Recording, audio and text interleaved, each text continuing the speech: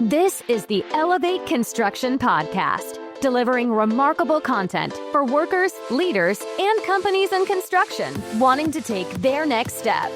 Get ready to step out of your comfort zone with Jason Schroeder as he encourages you to do better, live a remarkable life, and expect more. Let's go.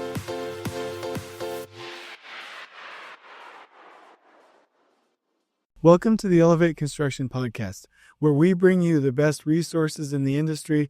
Literally, there are answers to every question we have. There's something written to help us for that, for your issue, whatever we're talking about, we can bring it. And that's what we're doing on this podcast. My name is Jason Schroeder, and today's podcast is about negotiation.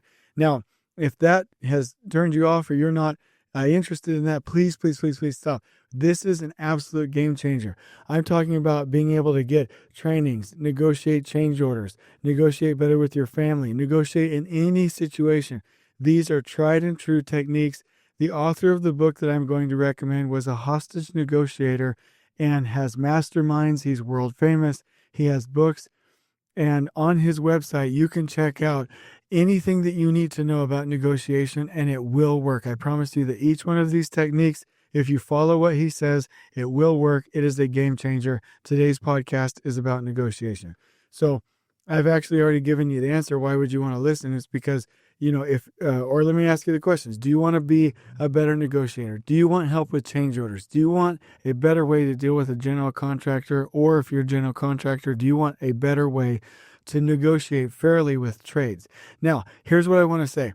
None of this is about manipulation. None of this is about lying. None of this is about deceit. I remember in the book, How to Win Friends and Influence People, Dale Carnegie was talking about how to win people over to his way of thinking. And somebody in the audience said, "Hey, that's wonderful. What did you want to get out of him?" And Dale Carnegie got kind of frustrated and went on this little rant, and he said, "What did I want from him? What did I want from him? I wanted something from him which nobody else could give me. I wanted a feeling of appreciation. I wanted the knowledge that I gave something to him without him being able to do anything for me in return." What did I want from him? I wanted to spread a little cheer. I wanted to give somebody something. I wanted there to be more win-win situations on this earth. And and he's on this rant, and he's like, if any of you are trying to read this book or do this because you want something from people without giving, if that's your motivation, then you deserve the horrible, disgusting life. And he didn't use these exact words, but he's like, you deserve the lonely and disgusting life that you're going to get through that behavior. And so I have to say, when we talk about negotiation, it really is about a win-win. There are many situations where the other party or the owner is wanting you to do the right thing, and they need a reason to let you do it. And so I'm talking about giving. I'm talking about negotiating. I'm talking about finding win-wins. I'm talking about honesty. I'm talking about transparency. But it all comes down to emotions and how we're presenting these things. And so here's a quote. "It is emotion, not logic, that determines the success or failure of negotiations." So what I want you to be able to do is show up with 100%, really go all in and have the best shot for a win-win situation, and to negotiate something that is fair, decent, honest, and ethical. So one more time, the quote is, "It is emotion, not logic, that determines the success or failure of negotiations."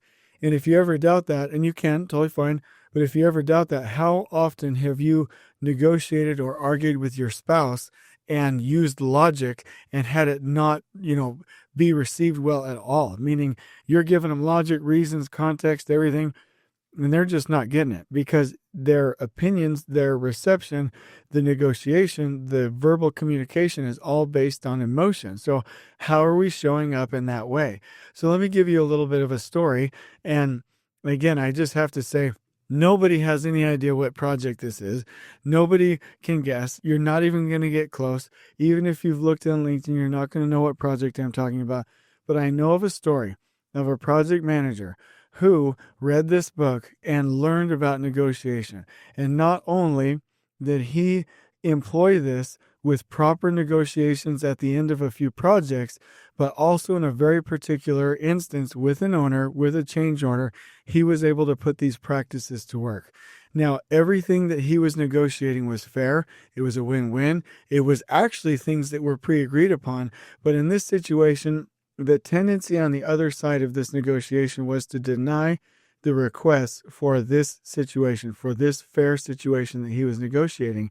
And what he did was go through the negotiation one sheet that can be downloaded off of these websites and from the author, and went through this exercise after reading the book and pieced a narrative together which would properly tell the story in the right way and appeal to emotion and logic, and really took the time to present and research and provide backup and to check all of the boxes to make it to where the communication would be received by the other party. Now, I do want to make a note here really quickly.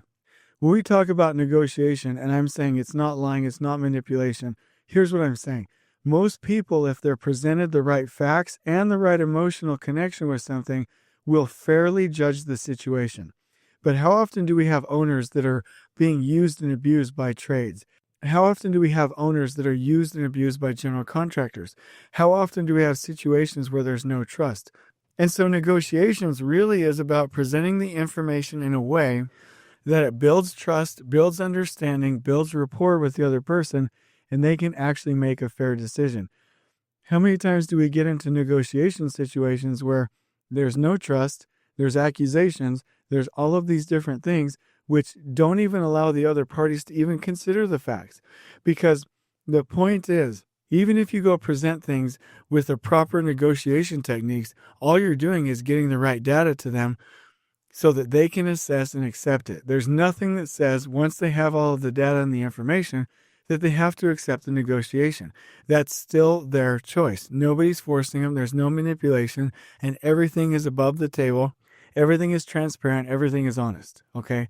So the goal that I have today is to get you addicted to this book so that you will download it, so that you can go employ these techniques, and your owners, your trades, the people that you're negotiating with can have the full facts, the entire spectrum of the information, the entire story, so that they can negotiate and you can create a win-win situation. And so just one more time, I want to say the book is called Never Split the Difference. The author is Chris Voss. And the website that you can go log into to download any of this content is blackswanltd.com. Now, on the website, if you go over there and click negotiation services, there's training, there's coaching, there's seminars. Under the resources, there's a library. There are also free ebooks, case studies, trademarks, all of that stuff. There's even a blog. So they have you all set up if you are into negotiation. And I don't know anything that would be more appropriate or more pertinent for a project manager. So I'm going to give you, again, my goal is to addict you to his book, his resources, and you pay him to do these things. I'm just trying to expose you to this so that we can spread this book throughout construction. So let me give you a couple of the techniques just to hook you. So let me give you 4 of them. I'll give you 4 of them. So the first one is mirroring. I really connected to this when I listened to this book. When you reply to someone, you should use the same last 3 words that the person has said.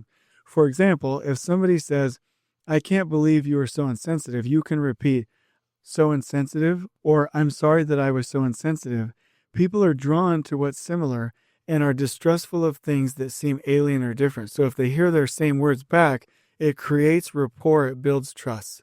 So by intimidating their speech patterns and their behaviors, their actions, their looks, all of their positions, their body positioning, you're signaling to the other person not only that you're hearing them, but that you like them too. And that builds rapport, that builds connection, that builds trust. That's a huge one. I also learned that in Power Communication with Rapport Leadership International, where they said if somebody has their arms folded, you do that. Their voice inflection, mirror that. Where they're looking, mirror that. Their position, mirror that. Their enthusiasm, their energy level, mirror that. You will build rapport and connect with them better. So here's another one. This is amazing. You wouldn't think it would work, but it does. And they're called accusation audits.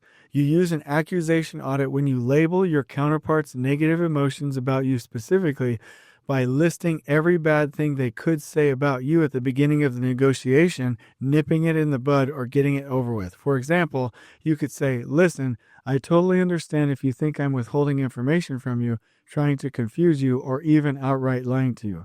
This diffuses the situation immediately and pulls it all right out there in the open. Then you ask for input based on that list, knowing that they'll want to reassure you that you're not as bad as you've portrayed yourself. Your accusation audit causes the other party to seek common ground. This is also mentioned in How to Win Friends and Influence People. Dale Carnegie had a number of stories where if you insult yourself first, or if you bring the harsh truths about yourself out first, then the other person will defend you. And this happens over and over again. And so this is a tactic. It's a technique, but it's not a technique to manipulate. It basically gets the information out and puts everything on equal ground to find a win-win. Here's another one that I thought was amazing. We've all heard, get them to say yes. There are books that are written about it, but Chris Voss says, get them to say no. A lot of standard negotiation theory is premised on getting you to say yes. These theories see no as a barrier to be overcome, but this view has it backwards.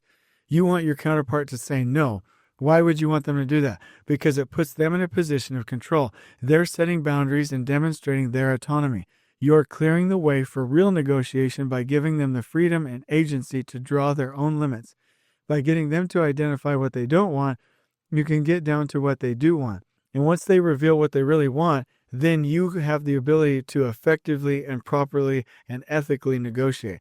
Now, here's the thing that I really love that he said in the book. There are different kinds of yeses.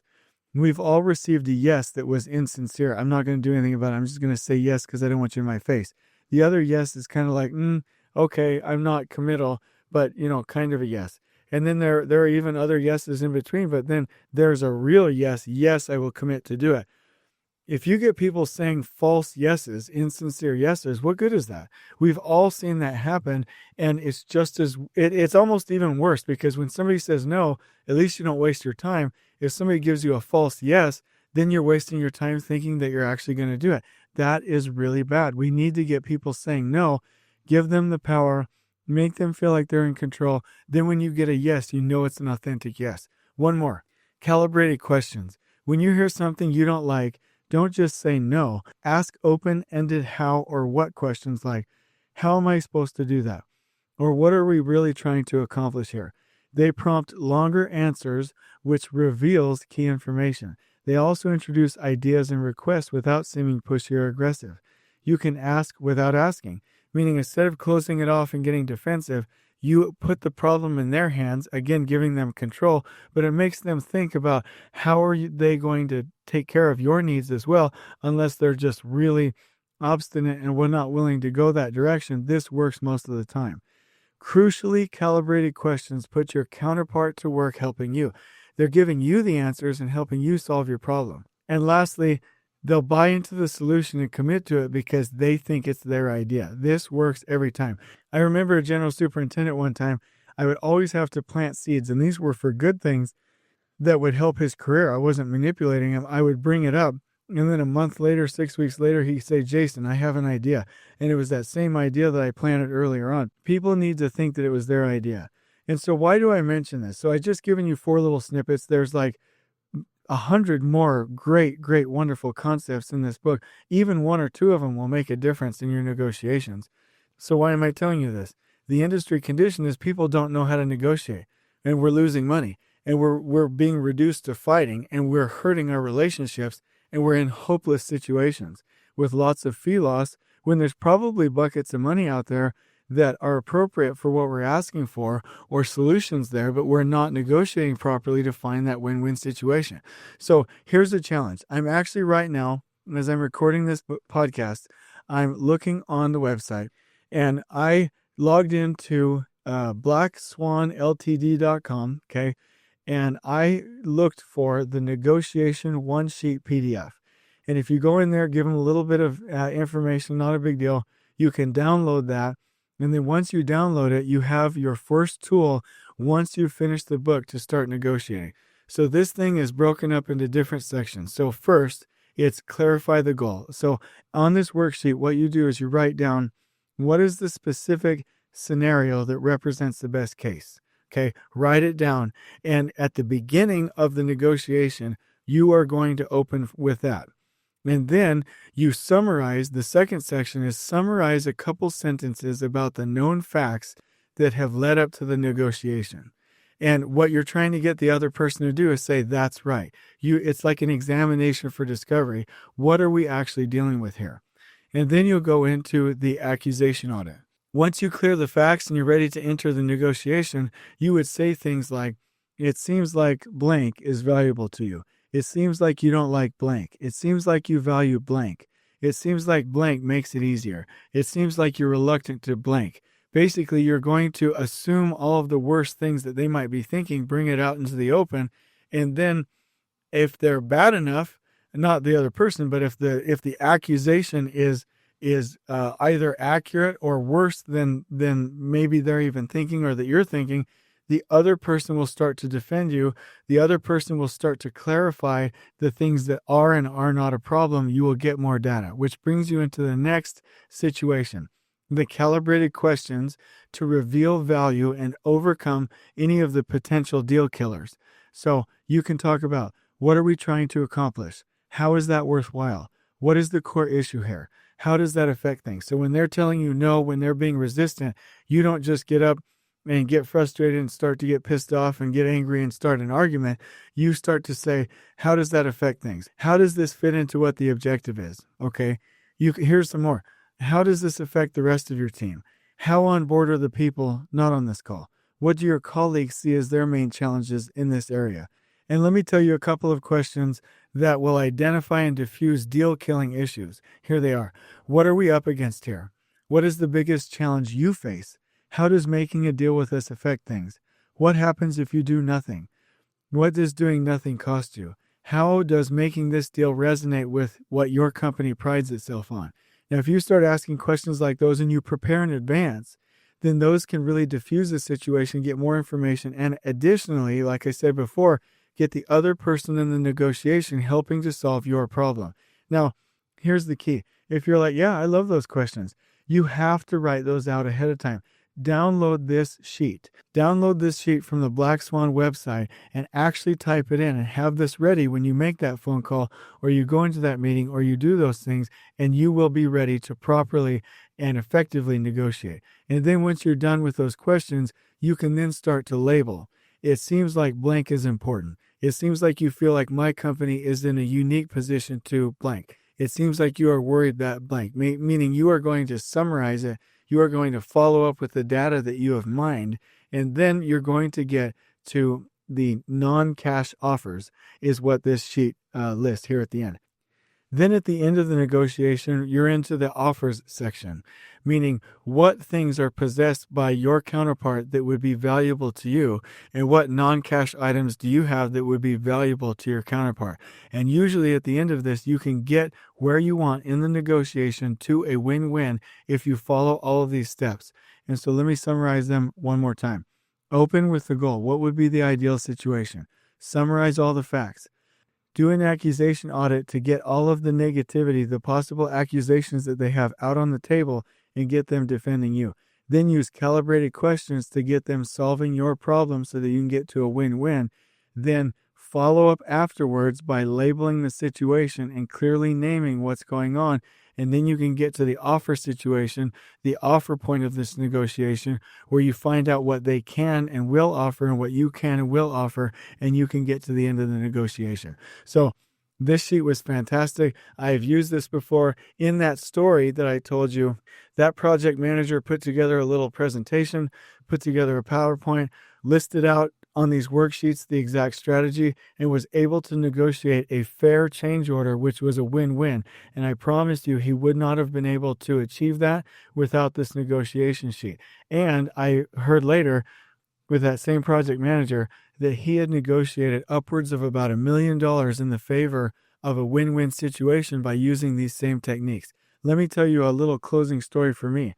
One time I wanted to go to training, and I felt like there was a fair deal for my wife and me to go assess this training, for me to assess this training for the company that I worked for. And I paid full price. and my wife was coming. She wasn't super into it, but the person that was selling me the training was like, I really want your wife to go. And it wasn't a win-win situation for me for the full price.